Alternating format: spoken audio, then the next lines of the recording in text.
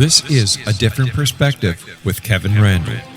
A retired U.S. Lieutenant Colonel, Kevin Randle has been studying UFOs for nearly 50 years. Kevin has investigated some of the most famous UFO cases in the world and has been consulted for dozens of documentaries about UFOs. Considered one of the leading experts into the Roswell UFO Crash of 1947, Kevin has written more than 25 books about UFOs, including the recently published Roswell in the 21st Century. Now, here is the host of A Different Perspective, Kevin Randle. And welcome to this edition of A Different Perspective. I am, in fact, the host, Kevin Randle. I'll be joined here momentarily by Don Schmitt. And Don, by the way, if you have comment, fling it in here because I'm going to do a bit of a rant. And it has to do with the people who are reviewing stuff on Amazon and whatnot. And it just kind of annoys me. And I get that no matter how perfect a book is, there are going to be people who don't like it. And one of the examples I think of is I just watched The Great Escape this last week. So I looked up the reviews on that movie, and there were people who absolutely hated it or disliked it and gave it bad ratings. And part of it I understood because The Great Escape, when it took place from Stalag Luft 3, it was all British, all English, all Commonwealth people. The Americans had been moved to a separate camp, so they weren't participants. And a lot of people condemned the movie because they had a couple of Americans in the movie in prominent roles, James Garner and Steve McQueen, to name two of them. And so I understand that. But what I don't like is people who reject a book, not because they've read it and dislike it. They don't like the subject matter, they don't like the title, or they don't like the author. And I get that, I've offended people out there in the world of ufology, and I was going to say rightly so. It's really not rightly so. It's because I have an opinion that is less oriented toward the extraterrestrial than most of them have. And I don't embrace everything. I look at the evidence. I look at the facts. I want to know what's going on. One guy gave a bad review to, or a bad rating to Roswell in the 21st century. And his whole argument was there's no such thing as aliens. And I thought, well, if you read the book, you wouldn't have made that comment. So it's clear to me he hadn't read the book. If you read the book and you dislike it and you have reasons you dislike it, I'm on board. I got it. I understand it. But if you haven't read the book, I just wish you wouldn't bother to review it. And some of the reviews, the negative toward reviews, have some good comments in them that I take to heart and try to change. But another comment was the guy didn't like the book because it arrived in bad shape. That's not my fault. I didn't ship the book. I didn't print the book. It's something to do with the publisher and the distribution. It has nothing to do with me or anything else. So I just thought I'd mention that to those who are listening, because I think we've reached the point in the world today where everybody has a computer, everybody has an opinion, and not all the opinions are worthwhile. I think that people publish stuff in their online that they would never say in public. They hide behind the anonymity of the keyboard to make very obnoxious statements about things. And I just wish that people would be a little bit more civil in their tone. Appoint me the civil officer of the world here. I'm advocating for civility amongst all of us here to go on.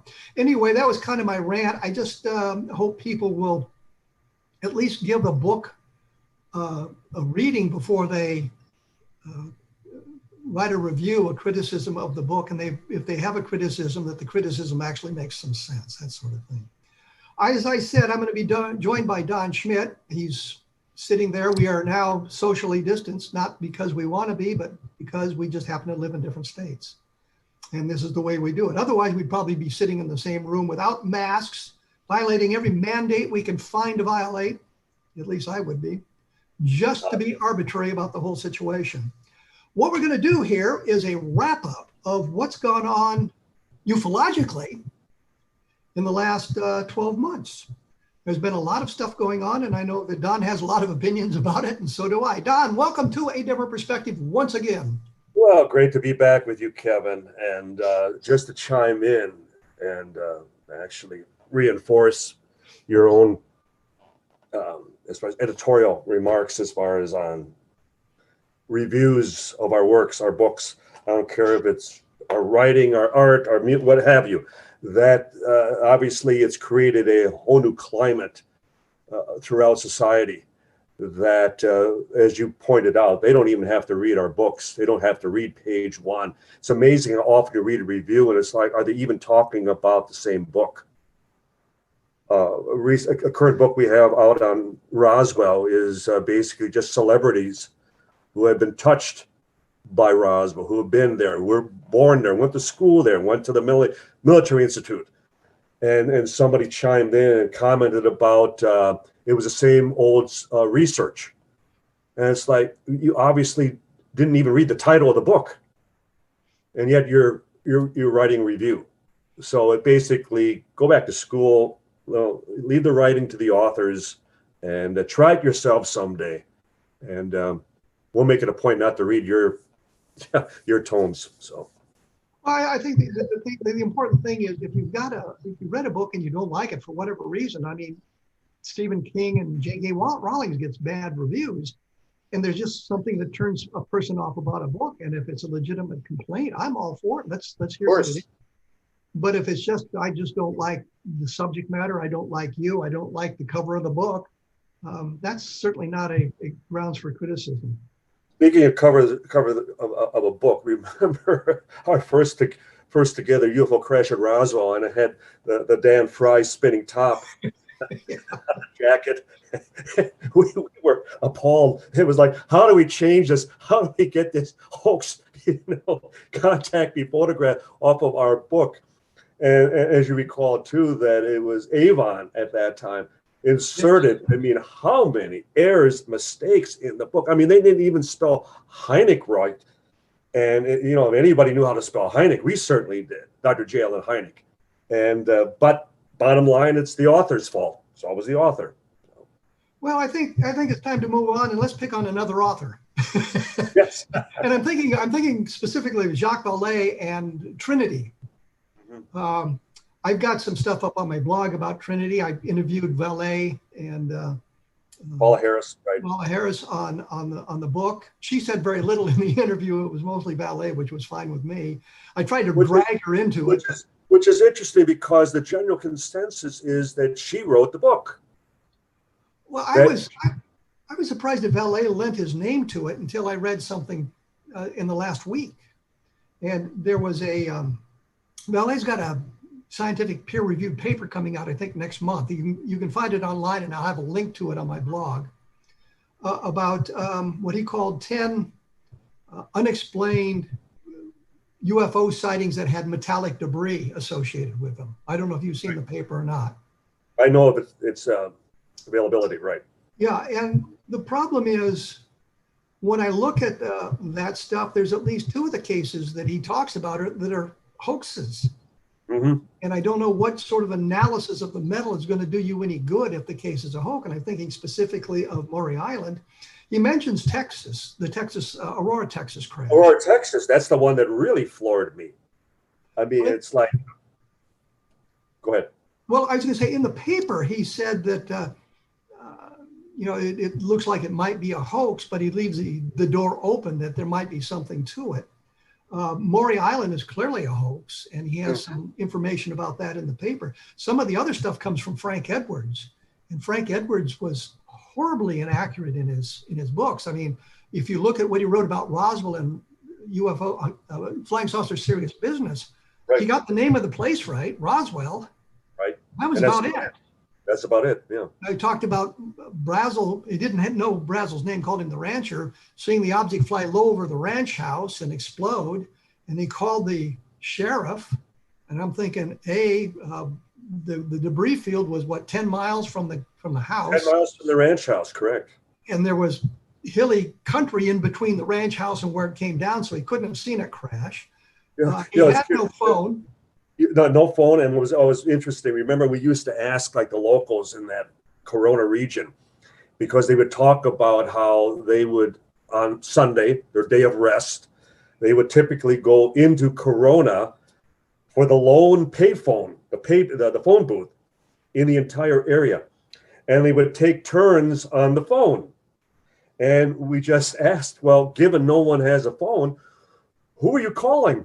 And they would laugh and they joke, well, we just would dial any number. And it was just such a thrill to talk to somebody over a phone. So, and they didn't get phone service in the area until 1986. So and now we carry phones around in our pocket. Right. They'll try to get a decent signal out there, but but with Vallée, he endorses the San Antonio crash, and for those of you who might not know, these two gentlemen claimed as youngsters they saw a UFO crash near San Antonio, New Mexico, which is not all that far from Socorro, and between Socorro and Roswell, and talked about the recovery operation. And Vallée lent his name to this book that is just has absolutely no good data in it. I think you talked to one of the men involved in this, Ramy Baca. Yeah, Ramy Baca. I had just lectured in Ventura, California, in 1995, just north of LA. And I was approached, and they introduced him, thinking that he was a possible first-hand witness. And the information he provided in telling me, not first of all, that it was connected to Roswell. He was very specific about that, saying that it was 1947, and he talked about the plains. Well, I assumed the plains of San Augustine. And as we both know, the plains is often representative of a particular ranch, any one ranch where they might refer to an area as the plains. It's typically a flatter stretch of pasture, that type of thing. Whereas, for you and I, the plains is synonymous with the plains of San Augustine, west of Socorro. And the original attempt by Bill Moore and vis-a-vis Stan Friedman in trying to tie the Barney Barnett story, the civil engineer, his account that he described to his boss, I believe it was Fleck Danley, around 1950. And they tried to tie the Barnett story to Roswell because it smacked of bodies, it smacked of a craft. So beyond just the wreckage. That was the point. I think it was the only information they had early on that talked about bodies. Correct. Because there was nothing out of Roswell that talked about it. No. So they needed that connection to make the alien connection. Absolutely.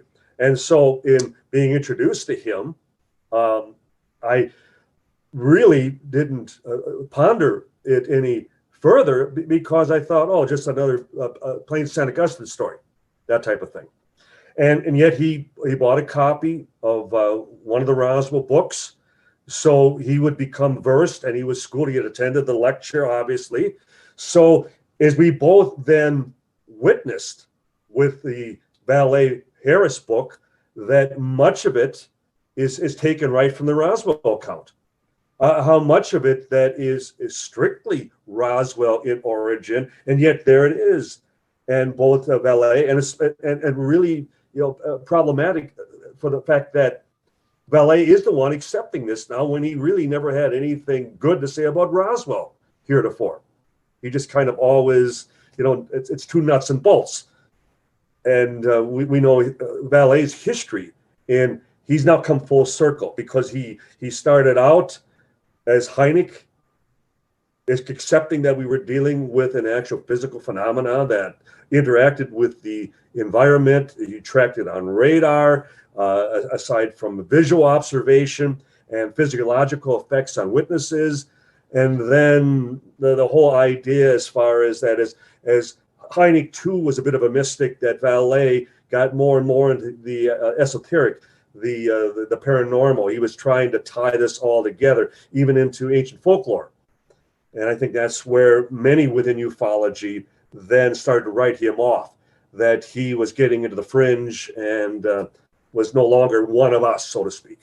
Well, let me interrupt you there because I'm going to have to break away to take our first break. We're talking with Don Schmitt, obviously, about what's gone on in the last 12 months with UFOs, and we'll get into a lot of other aspects of it as well. One of the big things, of course, was the Vallée book, Trinity.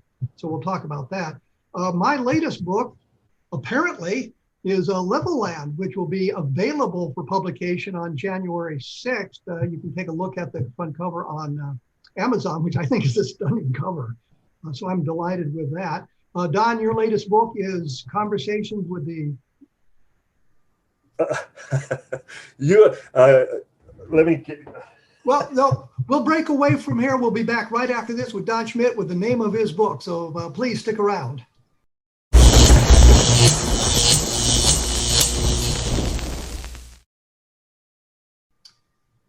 And I am here with Don Schmitt. We're talking about the year in review, I guess, which the things you do at the end of the year. When we went away, I'd asked about his latest book, and it was I couldn't come up with the title of it, and I asked Don what it was, and apparently he doesn't. Worse than I could. Well, you were talking about celebrities in Roswell, Yes. and Touched by Roswell Crash Encounters of the Rich and Famous.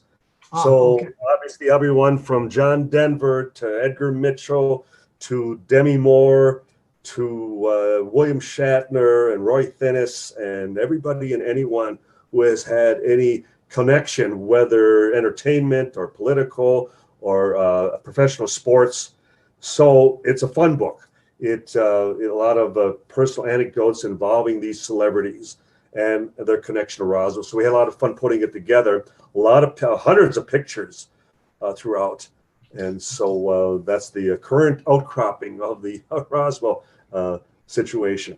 But I wanted to point out too, Kevin, quickly, Leveland, one of the best cases of all time. And the point is, you came up with new witnesses. You came up as far as with new testimonies. And I applaud you for that. And it just solidifies the case even further. Well, I even found and I don't want to give away things. I even found out that there were Air Force officers involved in seeing the object close up and probably stalled their car engine, but all that information disappeared. It's not in the Project Blue Book files, and you got to say, well, the Air Force obviously knew about it. What I was going to say is the one comment you made about lots of pictures in the book is what criticism of one of my books, it didn't have enough pictures. I know. And I'm thinking, what are you in the 4th grade? And if anything, editors, publishers are reducing the number of pictures because they're so strict on the resolutions, on the number of pixels, that it has to almost be a first-hand original picture before they even accept it. I mean, they have you jump through more and more hoops.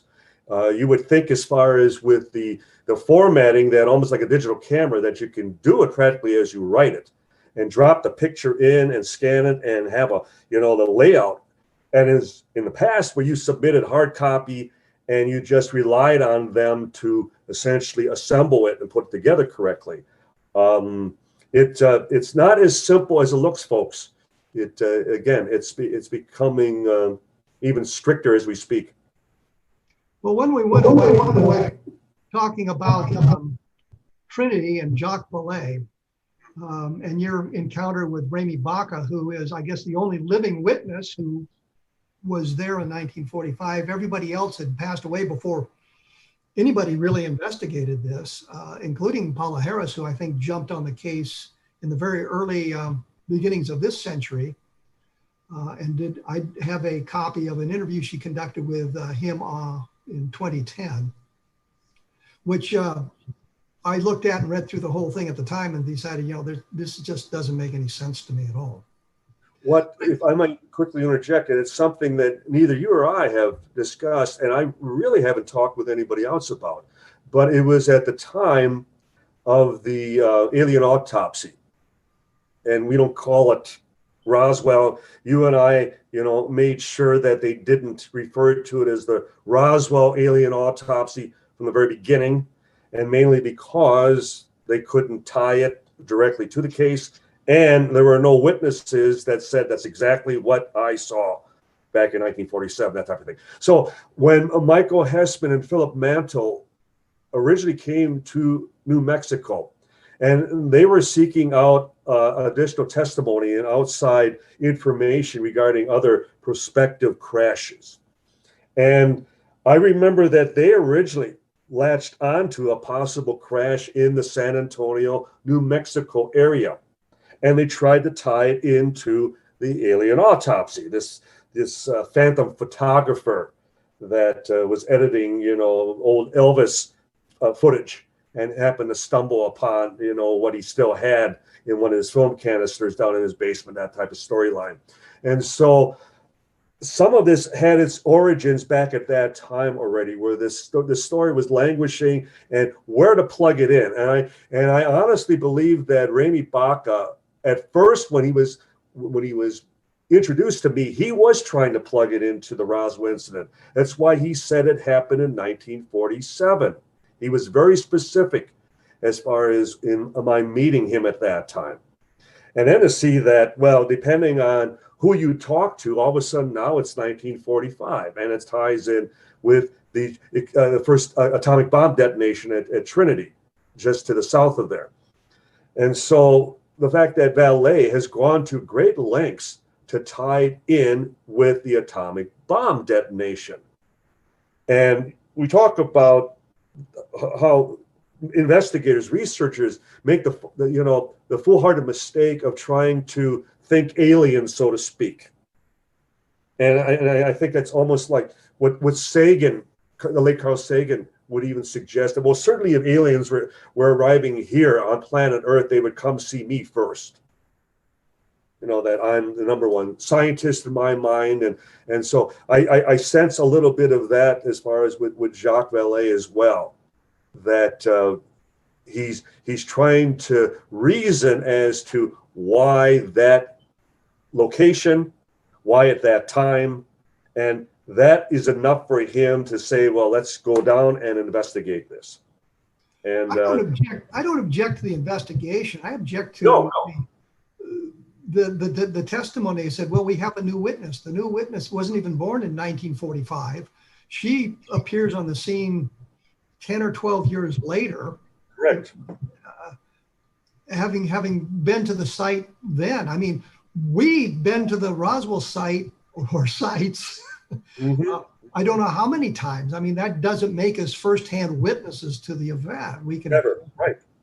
We can look at the scene. But I think when I looked at the book, I could not understand Vallée getting involved in this because the story seemed to be so far out. But then we see this paper that he's just written, which will be published online now, and it's the same kind of thing. It's the same kind of stuff. There's a case from Council Bluffs, Iowa, which I'd never heard of, from December 17th, 1977. And I've got a blog posting about it now to give the basics of it. Flaming object was seen falling into the lake park in Council Bluffs area. All kinds of manifestations, very hot, very molten type object. Metal was recovered from it. They don't know what it was, but the metal turned out to be carbonized steel. I mean, it was terrestrially manufactured material. We don't know how it got there. We don't know if it's some kind of hoax. We don't know what it might have fallen off of, exactly what's going on there. But I don't understand how we move this to the extraterrestrial, just because we can't explain how it got there. And this thing in San Antonio is sort of the same thing. He got this debris, and there's a link to the debris so the people can see what it looks like on my blog. There's a link to pictures of the debris. But it turns out to be parts of a windmill, I guess. It's exactly what it is. The UFO hit. Well, what good does that do us? So, as I had said at the beginning of the program, that it's Jacques has come full circle in that where Hynek wrestled with the vast distances between star systems, he just couldn't accept that a physical object could travel from point A to point B, that type of thing. But yet, the longer he was involved, he had to accept that we were dealing with someone else's hardware, physical, as far as you go across the street, kick the tires, so to speak. And we witnessed that evolution. We saw that the only thing that's going to be substantial in establishing the reality of the phenomena is something that you can display to the public, hold it in your hand, and maybe like a piece of memory material, and this isn't made here. See it for yourselves, that type of thing. And as Hynek, became older, and so often as I witnessed him, he would make that comment over and over again. I'm an old man in a hurry. I'm an old man in a hurry. And I did an article on the whole Trinity book that was published in England. It was published in Italy. It's now going to be published in France. And I believe Enigma magazine just ran it here in the States. And I compare Jacques' behavior almost to that of a more desperate, frantic Hynek, and Jacques, who is now almost 10 years older than Hynek was at that time, that he's becoming more desperate for answers. And as a result, he realizes too that it's going to take a piece of physical evidence. But he's searching in the wrong category. He's searching in the wrong cases. And you would think that in his position, that he would have a little more clout even with certain governments, that he could say, hey, I'm 80 years old. I'd like to know before I go. I'd like to see something before it's too late. Instead of stumbling around out in the desert and into all that gypsum bush, thinking that something's going to pop up that was left behind after 77 years. Well, you offer an opportunity for a brilliant transition here, because you were talking about the vast distances and the physicality of getting from there here. And Avi Loeb, the Harvard astronomer who's made quite a name for himself in the last few months, talking about the solar system being invaded by some kind of an alien artifact in his project Galileo. Right. I've talked to him, I think 3 times about this. I keep getting invited to the press conferences, which I think is kind of neat. They're always held over the internet. So right. I can participate by invitation only.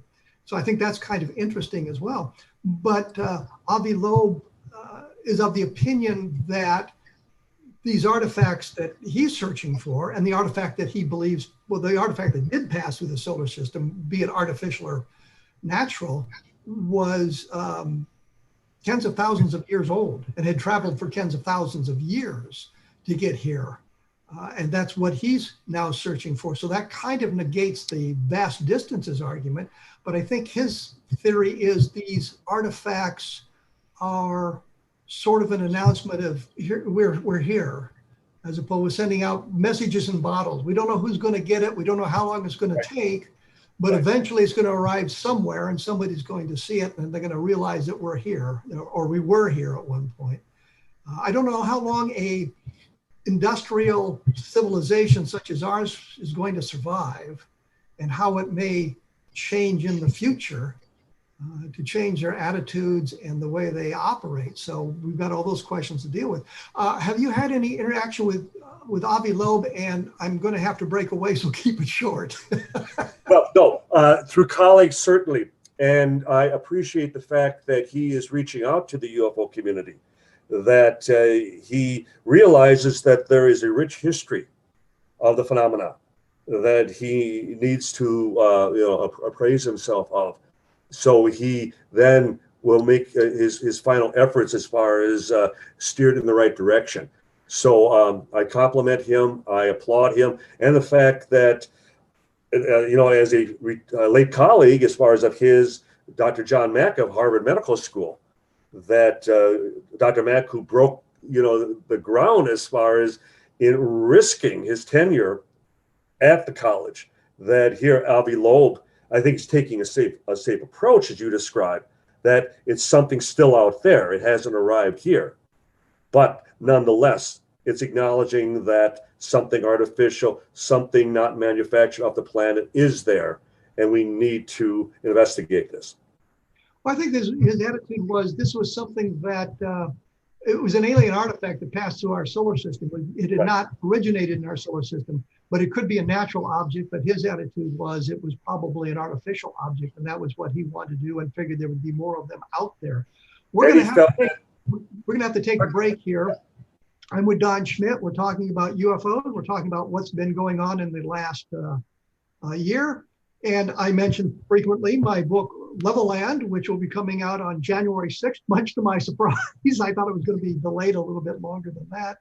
I've done Roswell in the 21st century. I have a book on the Socorro called Encounter in the Desert, which deals with Lonnie Zamora and his sightings. So if you get a chance, head on over to Amazon and take a look at that. And we will be back right after this, so please stick around.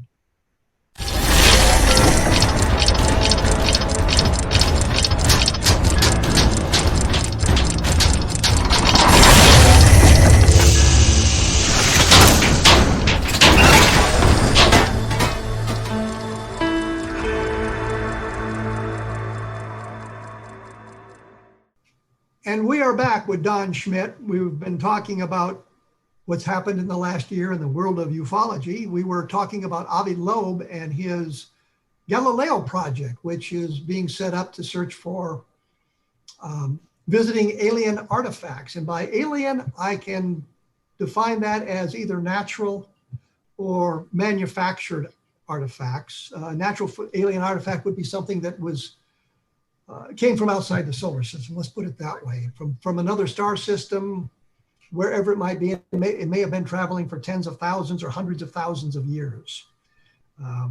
So we were talking about that, and I think Don and I agree that it was marvelous to see a prestigious scientist such as Avi Loeb at a prestigious university come out and start talking about alien artifacts and artificial artifacts. It was his opinion based on his observations of the object that passed through the solar system, I guess earlier in the year, that it was artificial.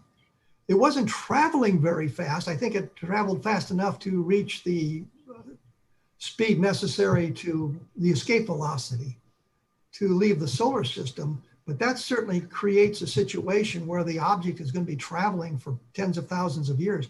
We launched, was it the Viking space probe, the Voyager probes in the 1970s. And one of them has left our solar system after traveling all these decades. It's just outside the solar system. That's all the further it's gotten. And the suggestion was it would reach another star system in some 80,000 years. So 80,000 years, it may pass through a solar system, and Avi Loeb's counterpart in that system would detect it and say, hey, here's an artificial probe coming through our solar system.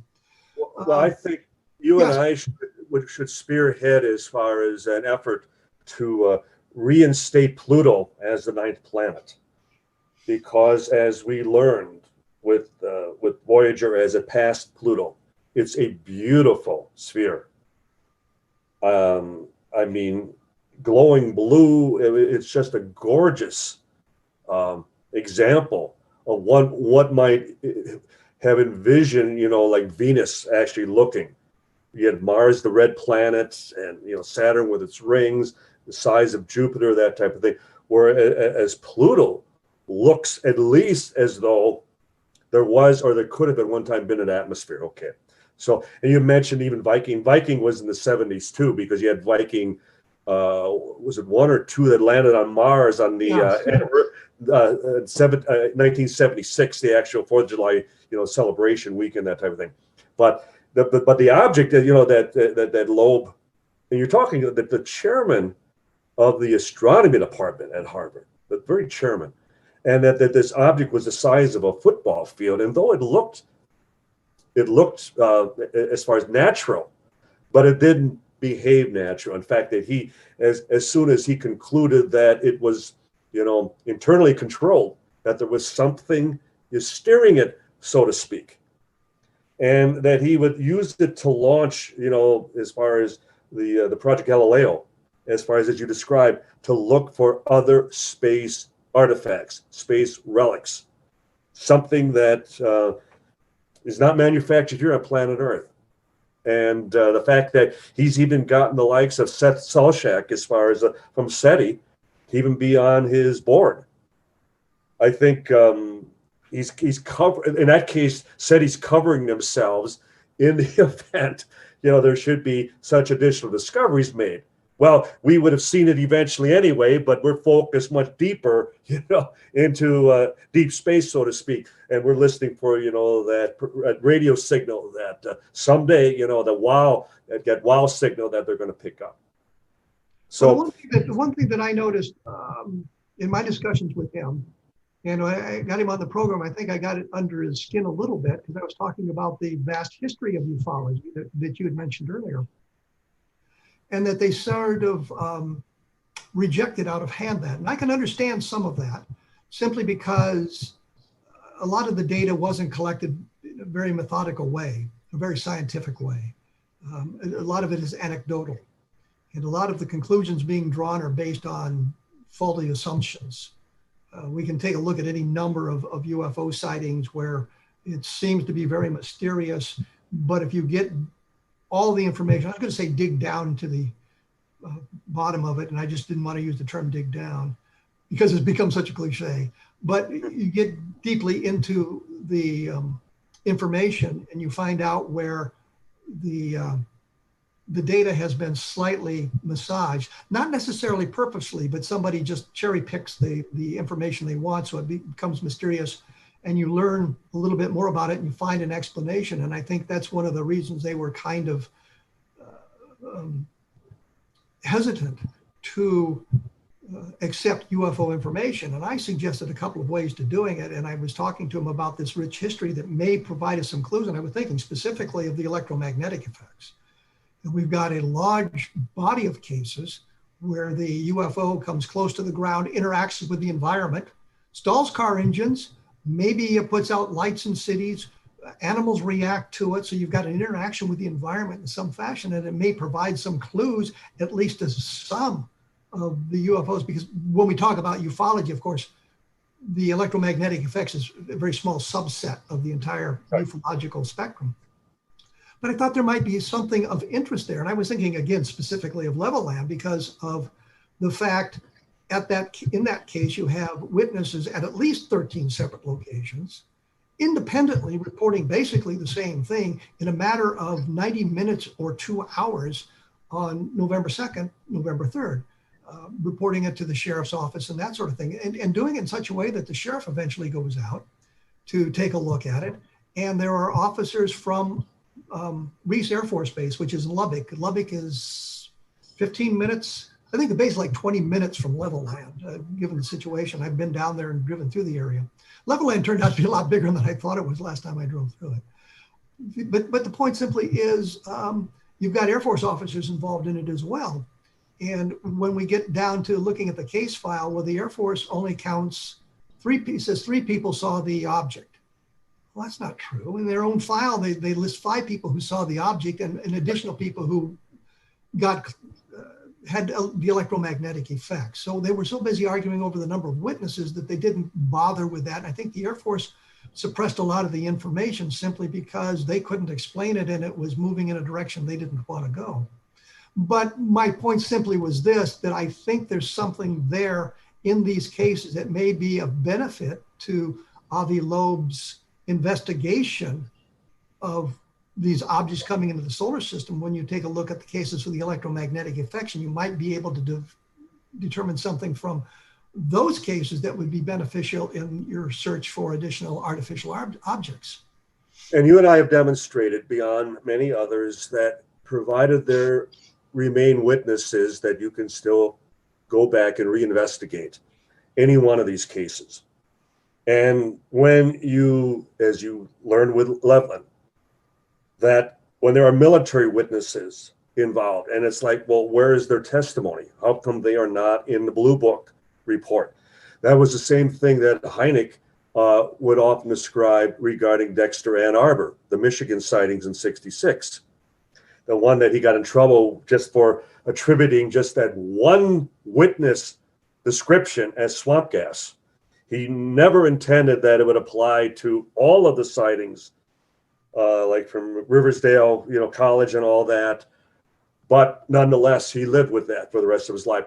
But Hynek had talked to an Air Force officer. He interviewed him. He spent the better part of a half an hour, and he was a witness to what those students had seen at the time. And yet it was never part of the Blue Book file. So another example of where they were making sure, first of all, that they censored their own, and then making sure that the last thing they wanted was anyone within their own ranks speaking to the press, because it would have opened this up beyond their control. And Blue Book hardly, had enough personnel to even investigate to begin with, let alone real people, their witnesses back in and shut things down. I think too, for the fact that we see that so many of the cases are just swept away as possible and probable, that type of thing. But as both Hynek and even Ed Ruppelt, first director of Blue Book, would remind us that the more detail, the more witnesses, the more information they had on the case, the more solid. These were the best cases they had. So it wasn't a case of insufficient information and that they couldn't explain. It was, no, they couldn't explain the best cases they had with the most information. And that's why they would dance around. They would make just cursory as far as inquiries into, because they were afraid that it would become solid, that it would become something that they couldn't keep a lid on, so to speak. And Leveland's one of those examples. Well, the Leveland case, if you take a look at the Blue Book file, what you see is some discussion amongst the various Air Force officers waiting for NICAP to make some kind of conclusion or some kind of report, because it's easier to respond to the report than to present your case without that kind of a framework to work from. And I think that's kind of illustrative. We'll just wait and see what they say and what they have. And once we know that, then we'll be able to respond to that information. But with the Leveland case, I mean, if you go through the file, the Blue Book file carefully, you'll see that it contradicts itself periodically. The other thing, when we moved to the Condon Committee, the University of Colorado study, and I always frame things this way simply because for the people who may not be familiar with all the terminology as you and I are, but when the Condon Committee did the University of Colorado study, they didn't go to Leveland. They came up with an excuse. You go to the index, Leveland comes up once talking about electromagnetic effects, but there was nothing they could do, and so they didn't bother. Their investigation started only 10 years after the Leveland cases. There's all kinds of things they could have done. Don Berliner went to Leveland, I think, in the middle of the 1970s, and actually talked to the sheriff.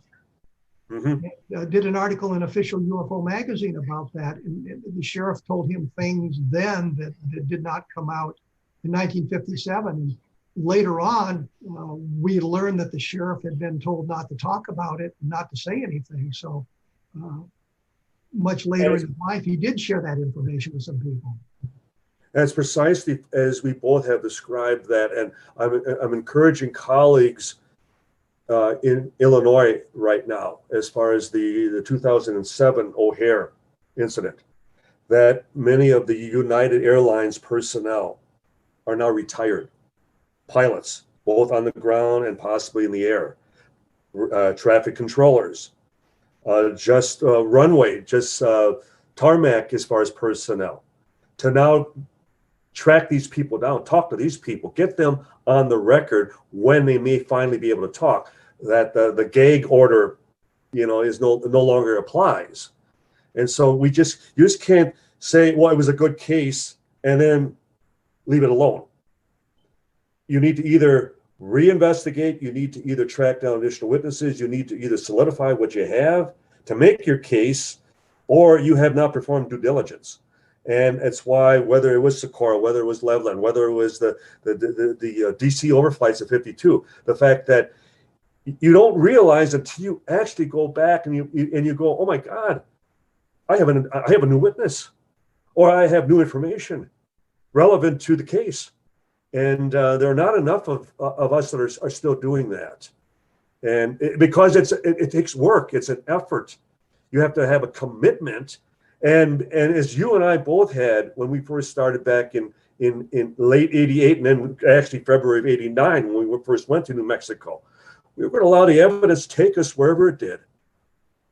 We had no preconceived theories. You and I were both skeptical on the case. And I think, just getting back to ballet quickly for a moment. If you have a preconceived position as to what happened, you're going to, steer the course of your investigation along that course. Well, let me interrupt here. Because I'm going to have to take a break. But since you brought up ballet again, let's talk about Hubertus, because in his paper, he makes a claim in that paper that I found very interesting, and it's something that I had never seen before. And I think it's important to understand the Ubatuba physical sample that was explored in 1957. When we come back, Don and I will talk about that and take a look at my blog at www.kevinrandle.blogspot.com, because there is additional information available there. We will be back right after this, so please stick around.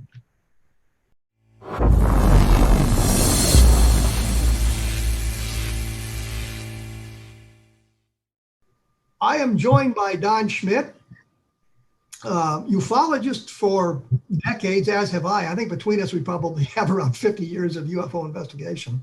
We were talking about all sorts of things that happened in the last year.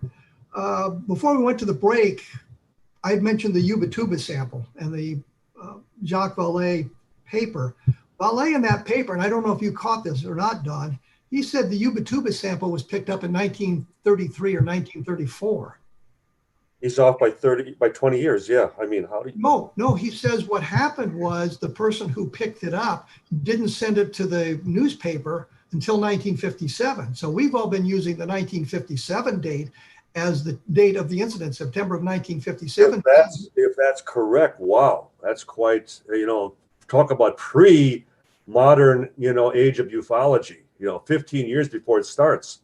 But if you look at it from another point of view, it destroys even more so the provenance of the sample. Right. Because we always had heard the story, the guy picked it up on the beach and sent it to the reporter.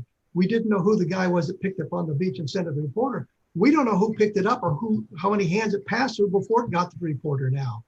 In 1957. The other problem, it was with Dr. Lavio Fontes, who was a colleague of the Lorenzens, who got the sample to them.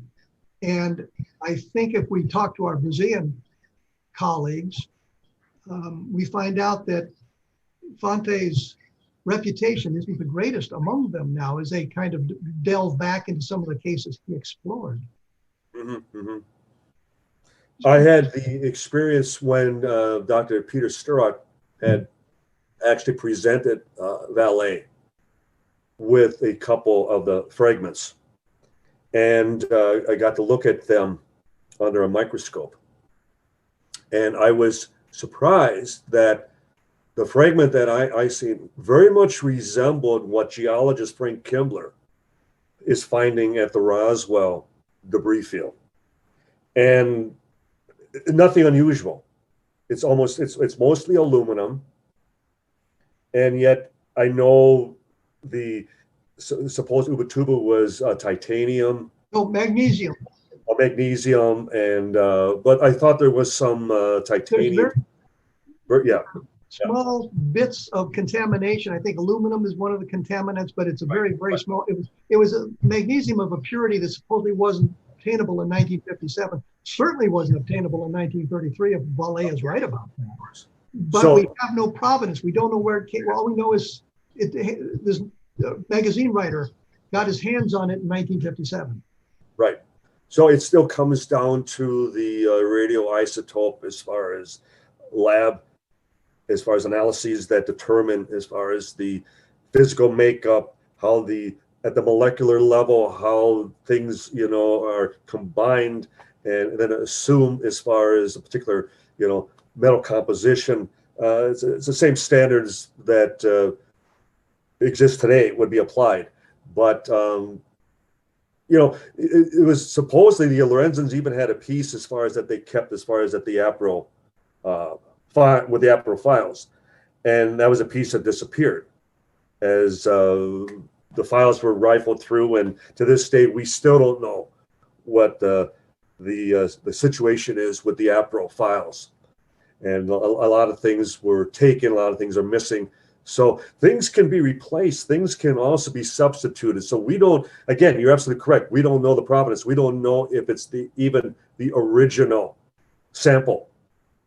We don't even know if the story is true. To begin with, right. All we know is a newspaper reporter said, or the magazine writer said that he received this sample of something. Supposedly the craft was seen to explode in the air and the debris rained down on the beach and into the ocean. Right. The guy picked up some samples and sent it to this magazine writer. Well, was Was it 1957 when he saw it, when that happened? Or was it 1933 and 1934? That Vallée now says that's the situation. And so see, anytime the dates change, and it was the same problem we have as far as getting back to Vallée and as far as the San Antonio with Remy Baca. Why did he change the date? Why tell me one date and then later he talks to another researcher and it's 2 years earlier? Right? As far as I'm concerned, right there, you've disqualified yourself.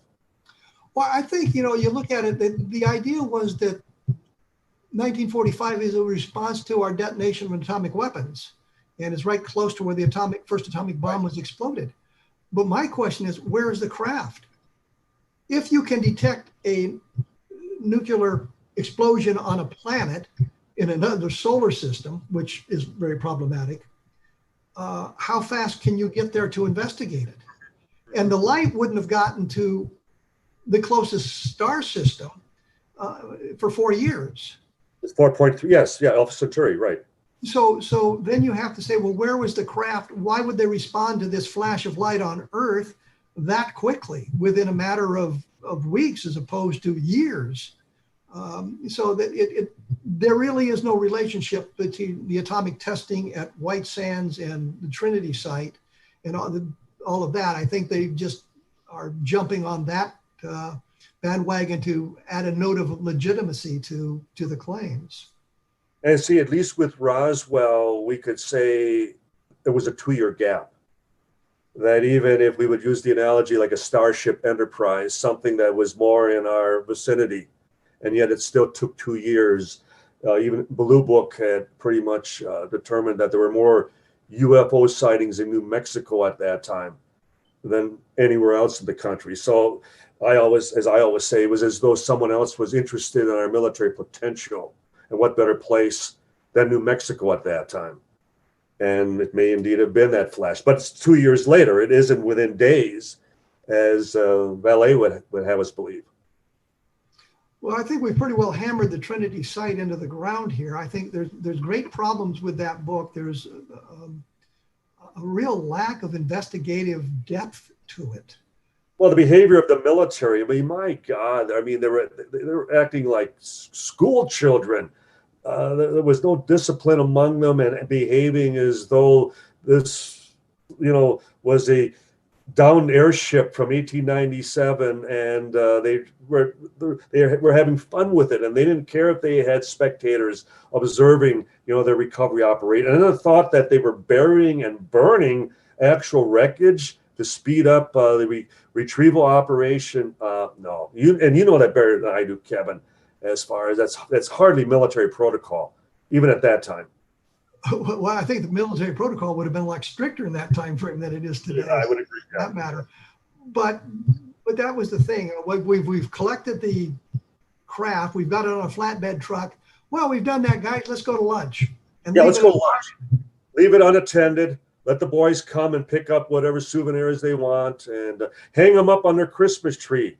We don't care. Yeah. Oh, so I don't understand I guess it's the name of Vallée that was the catalyst in that book. Had it been anything else, that nobody would have cared about it. But I think it's indicative of where his mind is going, and I don't mean that in a derogatory sense. I mean, he's casting about now for any case that has metallic debris associated with it. Final answers. While I still have time, I want a piece of. I want to hold something in my hand. Yeah, absolutely. But I think that we can dismiss that book, and we can dismiss that case unless there's some additional information comes about. And I always say that, I believe cattle mutilations have a terrestrial explanation, but I revisit that information periodically to make sure there's nothing new there, that I haven't missed something, that there may be some kind of an extraterrestrial involvement. I don't know what it would be, but you have to look at the data, the latest data, to see where it's gone and where you are, and if there's any major changes in it. See, that's where you and I, as far as we had a different methodology as far as investigation, and that instead of where most, it's very linear, that it's straight ahead, and you do your interviews and they're left behind. You and I, it was very circular, because new witnesses would then present a new line of questioning to then retrace and go back to a Walter Hott, go back to a Glenn or any other witness. So it was always very circular, yet still progressing forward. And I'm afraid that so many, they have this direct approach instead of allowing the evidence, direct their investigation. And I think it's always a good mark of a journalist when they step back and they ask themselves, but what if this witness, what if this individual is telling the truth? What if there any part of it smacks of reality? And here I am just summarily dismissing it without at times coming back and going, I need to revisit this. I need to ask another question. And I think that's always the hallmark of someone who is not afraid of not only making mistakes, but also willing to look at reality and accept it for whatever it is, no matter how sinister, no matter how symbiotic, that truth is truth, reality is reality. Well, let's do this, because Don, we're going to have to take our break here. For those paying attention, Don and I will be back in a week to continue our discussion. We'll complete it here in a few minutes, but we'll have it up in the next week. I did want to mention, because it kind of hits with where we're going. I did a book called UFOs in the Deep State, which some guy didn't like because the Project Mogul explanation answers Roswell. And I thought, yeah, I'd like to respond to that. But the point simply is we're looking at all that kind of data that relates to what we're talking about. So for me, the book is UFOs in the Deep State, Encounter in the Desert, which is Socorro, Roswell in the 21st Century. I've got the Levelland book coming out called Levelland. Don, your latest books are? Touched by Roswell, Close Encounters of the Rich and Famous, and we're doing a 75th rewrite edition of Witness to Roswell, which will be out this next June, commemorating the 75th anniversary coming up. And there's, I still go through that case and find interesting little tidbits that make sense. And one of the things that came up is if Brazel brought debris to the sheriff's office on the first day and it was a mogul balloon, why the hell would Jesse Marcel go out to the ranch? Well, exactly, Kevin. The idea that why did Blanchard dispatch not a couple of grunts just to humor Brazel, but he sends his two head of intel? And the point being that why send Cabot, the head of counterintelligence? And specifically, my position is it was in the event it was something indeed foreign, that would have been Cabot's specialty. So you make a good point. So there we go. My blog is www.kevinrandle.blogspot.com. And of course, this show is appearing on the X-Zone Broadcast Network. And there's many fine shows being broadcast by X-Zone Broadcast Network. So take a look at the website at xzbn.net, and you'll find something that is completely different from what we're doing here and that sort of thing. In the next segment, we're going to talk about, I think, the idea that Einstein went to Roswell, which was a big factor that came up here just a few weeks ago. I talked to the author of the book, Einstein, when Einstein went to Roswell and that sort of thing, to get his take on where he came from and why he included so much MJ-12 stuff in it. And that's become kind of a controversial point here. You can find my interview with him, of course, at my blog. There's a embedded audio player there, and you can scroll down and find Peter Strasberg. Dr. Peter Strasberg is the fellow's name, and you can listen to our interview about that. And I will be back here with Don Schmitt, technically next week, talking about some of these sorts of things and making sure that you take a look at the blog I really have nothing else to say. So thanks for tuning in, and we'll be back in 167 hours.